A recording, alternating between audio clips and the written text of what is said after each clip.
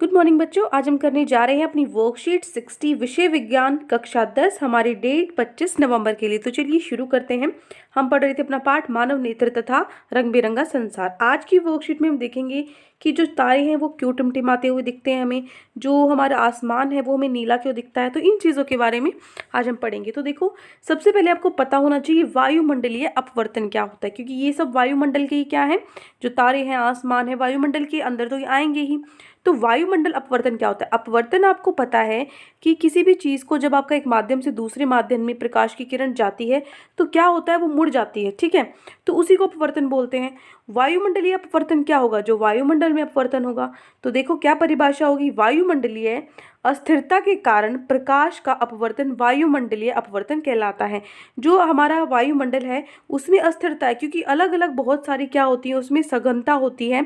जो हमारी ज़मीन पर जो हवा होती है और जो जैसे जैसे हम ऊपर जाएंगे वो हवा क्या होती जाएगी, वो हवा कम होती जाएगी। तो इसी तरीके से इस कारण जो हवा है वो कहीं पे बहुत ज़्यादा है, कहीं पे कम है, सघनता उसकी बहुत ज़्यादा कम है। ठीक है, तो उसी कारण क्या है, वो जो किरण है, जो हमारा प्रकाश है, उसके अंदर अपवर्तन होता है। तो देखो, तारों का टिमटिमाना, तारे क्यों टिमटिमाते हुए हमें दिखाई देते हैं?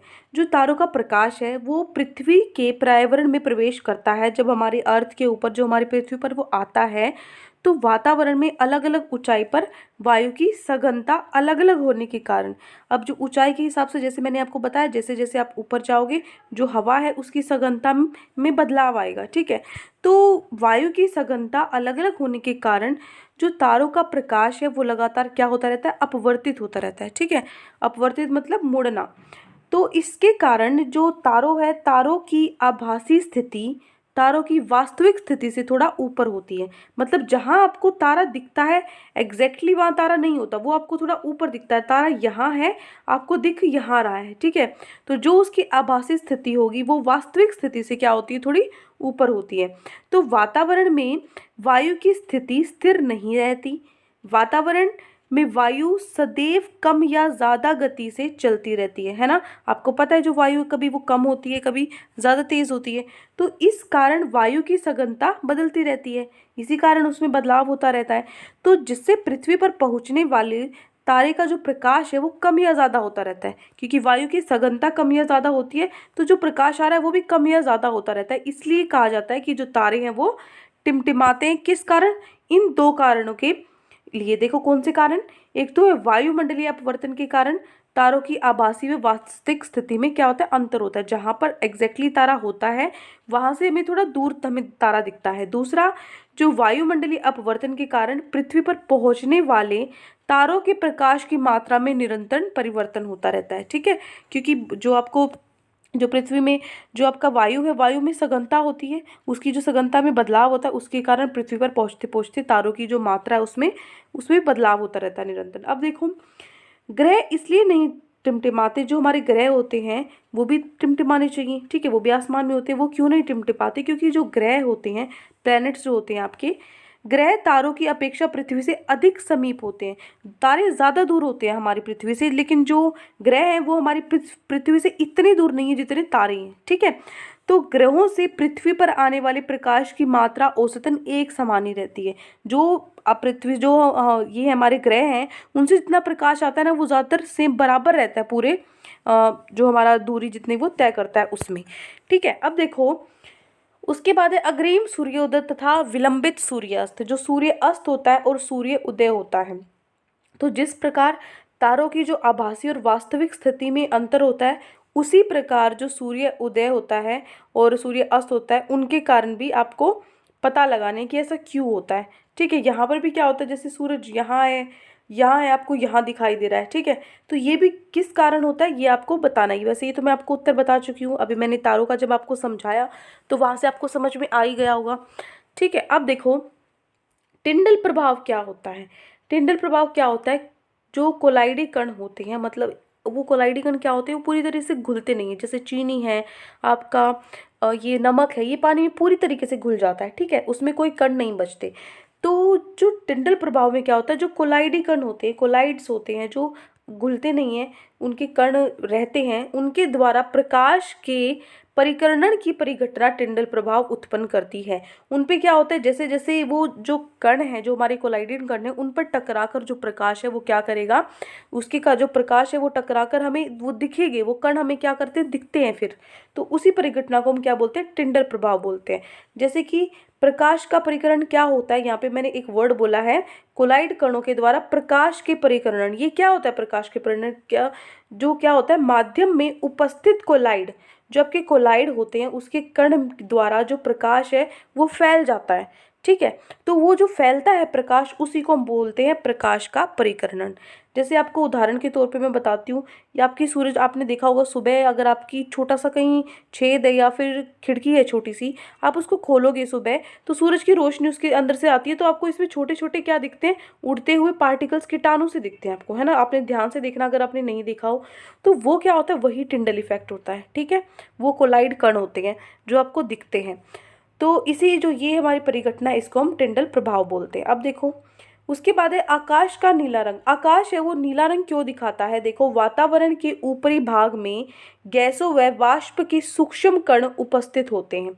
ठीक है, जो वो हमारा वातावरण है उसके अंदर बहुत सारी गैस होती है, तो उसमें जो बहुत सारे कण होते हैं, तो ये कण अपने छोटे आकार के कारण, वो छोटे छोटे कण हैं जो वाष्प के सूक्ष्म कण, मतलब क्या होता है, आप जो पानी, वाटर वेपर्स जिसको बोलते हैं, जो पानी मतलब नमी जो होती है ना उसमें हवा में, वो और गैसेस तो होती हैं। ठीक है, तो जो ये कण है ये अपने छोटे आकार के कारण सूर्य के प्रकाश में मुख्यतः नीले प्रकाश का परिकरण करते हैं।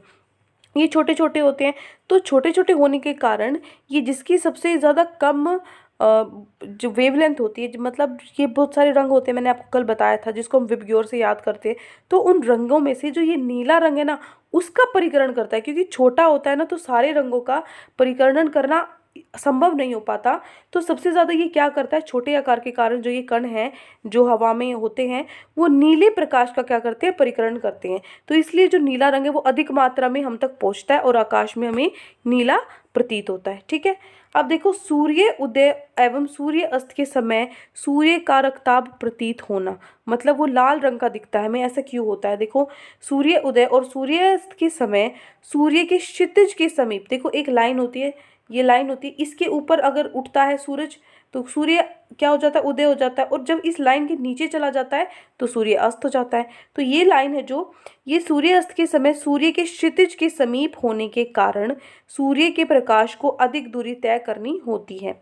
ठीक है, यहाँ पे देखो आपको यहाँ डायग्राम में भी दिखाया हुआ है, ये आपकी क्या है, अर्थ है, आपकी पृथ्वी है, ये आपका सूरज है दिन के दोपहर के टाइम। तो दोपहर के समय सूर्य के प्रकाश को कम दूरी तय करनी होती है, ये जो दूरी है ये क्या होती है, कम दूरी तय करनी होती है। लेकिन यहाँ पर जो सूर्य उदय के टाइम पे उसको सूर्य के समय सूर्योदय के समय क्या करना होता है, सूर्य को प्रकाश से अधिक दूरी तय करनी होती है।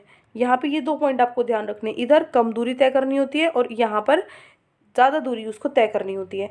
तो दूरी से क्या फर्क पड़ता है, देखो तो इस दौरान नीले प्रकाश का कुल परिकरण सबसे अधिक होता है। ठीक है, और लाल प्रकाश ही हम तक अधिक मात्रा में पहुंचता है। उसमें क्या होता है, जो नीला रंग होता है, नीले प्रकाश का कुल परिकरण होता है वो ज़्यादा होता है, ज़्यादा स्कैटर होता है। ठीक है, तो वो हमें कम दिखाई देता है, लेकिन जो लाल रंग है वो अधिक मात्रा में हम तक पहुंचता है। इस कारण जो सूर्य है वो कैसा होता है, रफ्ताब प्रतीत होता है, लाल रंग का भी प्रतीत होता है। अब देखो, अब आते हमारे प्रश्न उत्तर। ये 4 हमारे क्वेश्चन आज दिए हुए हैं, 2 तो आपके रिक्त स्थान है, पहला और चौथा, और 2 ये आपको प्रश्न उत्तर दिए हुए हैं। तो देखो पहला है आपका, लाल प्रकाश का परिकरण सबसे क्या होता है, कम होता है। ठीक है, जो लाल प्रकाश का परिकरण सबसे कम होता है, इसलिए इस कारण साइन बोर्ड लाल रंग के होते हैं। ठीक है, तो ये लिखोगे आप उत्तर में, लाल प्रकाश का परिकरण सबसे कम होता है और इस कारण साइन बोर्ड लाल रंग के होते हैं। ठीक है, तो ये आपके ब्लैंक, ये हो गया आपका फर्स्ट क्वेश्चन। अब देखो दूसरा क्वेश्चन है आपका, टिंडल प्रभाव के 2 उदाहरण आपको बताने हैं। तो देखो टिंडल प्रभाव के उदाहरण क्या होंगे, पहला, अंधेरे कमरे में प्रकाश के पुंज पथ में धूल के कोलाइडी कण चमकते दिखाई देते हैं। अंधेरा होता है तो उसमें आपने देखा होगा सूरज की रोशनी आती है तो उसमें आपको छोटे छोटे कण दिखाई देंगे, जो अभी मैंने आपको एग्जाम्पल में बताया था। दूसरा, सिनेमा घर होते हैं, जो सिनेमा हॉल होते हैं, मूवी देखने जाते हो आप थिएटर में, तो वहाँ पर प्रोजेक्टर लगा होता है, बहुत बड़ा प्रोजेक्टर लगा होता है, तो प्रोजेक्टर से प्रकाश पर्दे की और जाते हुए दिखाई देता है। प्रोजेक्टर जो होता है आपको वो दिखाई देगा, लाइट जा रही होती है किस पे, जो आपका थिएटर में जो आप स्क्रीन देख रहे हो वहाँ पर आपको लाइट दिखाई देगी जाते हुए। अगर अभी तक आपने नहीं देखा है तो नेक्स्ट टाइम जब भी आप मूवी देखोगे तो ज़रूर देखना, ठीक है। तो ये 2 उदाहरण हो जाएंगे। तो प्रश्न नंबर 2 का ये हो गया उत्तर।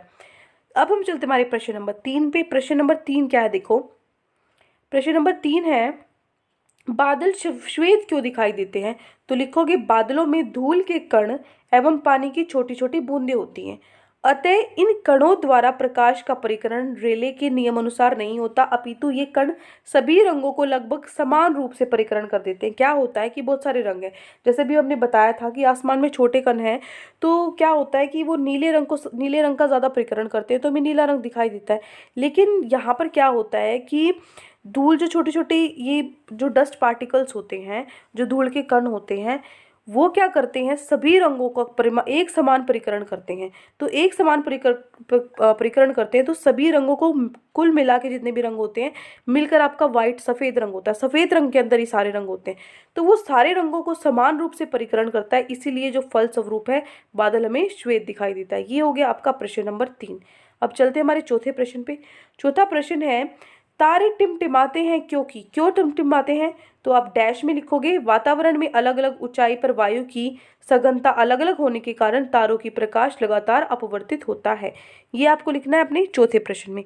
तो ये 4 आपको प्रश्न दिए गए थे आज की वर्कशीट में। आई होप अच्छे से आपको चारों प्रश्न और पूरी वर्कशीट समझ में आ गई है। कोई भी दिक्कत है आपको पूरी वर्कशीट में तो कमेंट सेक्शन में आप मुझे बता सकते हैं, और अगर आपको हमारी वीडियो अच्छी लगे तो हमारे चैनल को सब्सक्राइब भी कर सकते हैं। Thank you and have a great day.